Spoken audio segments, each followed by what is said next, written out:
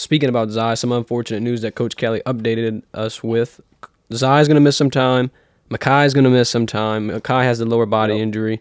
What do you think LSU needs to do going into the Alabama game, losing two key starters? At that cornerback position, you're going to see two true freshmen play. And, the D-line isn't going to be as big of a blow, but when you lose a number 18 in any year for LSU, it definitely changes some things.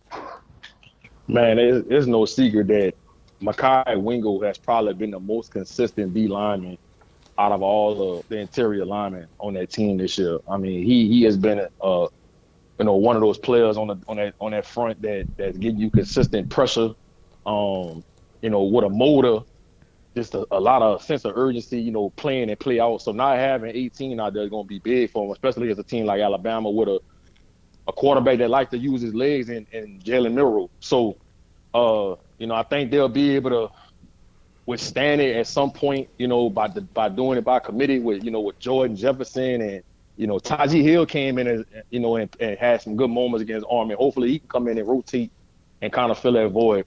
But somebody I want to see get an opportunity in this Alabama game, man, to be able to help this front out is Quincy Williams.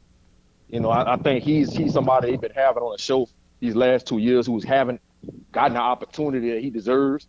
I know he was late to a few meetings and things like that early on in the season before the season started, which is why he probably didn't travel to Orlando for the Florida State game. But I think, he's a kid that has the passion, has the length, the athleticism to be able to help this front out. So I would love to see him get an opportunity next Saturday down there in Tuscaloosa, man, to kind of make his presence felt. Yeah. And then when you talk about the secondary, man, losing Zai Alexander is big because he had a rocky start at the beginning of the season. He just didn't look comfortable. It looked like the SEC was probably a little big of a moment for him, but he's been playing really well over the last 2 to 3 weeks, preferably after the Ole Miss game. The Missouri game is when he kind of started taking strides to be a better player. So I was excited to see him, continue to figure it out. You know what I'm saying? So not having him is going to be huge. I know Kelly said they're going to have Micah Hughes and Latarius Welch, Toviano. They moved Toviano back from safety to corner, which is, that's another true freshman. So it's going to be interesting to see how these guys show up on that stage, man, in Tuscaloosa. When you're going against somebody like Jermaine Burton, and down there in that kind of atmosphere. So it's a concern. I think LSU's offense could kind of put a Band-Aid on it a little bit just because, Bama's offense isn't the best that we've seen in the past. So they might be able to get away with it, down there in Tuscaloosa on next Saturday, bro.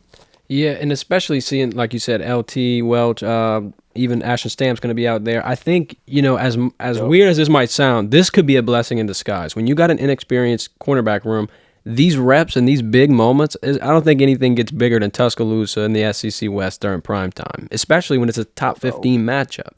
So these guys could really grow, and they could benefit from this experience. And going forward, that room's just going to continuously get better and better and better. I think this could be a pretty big test for them. And like you said,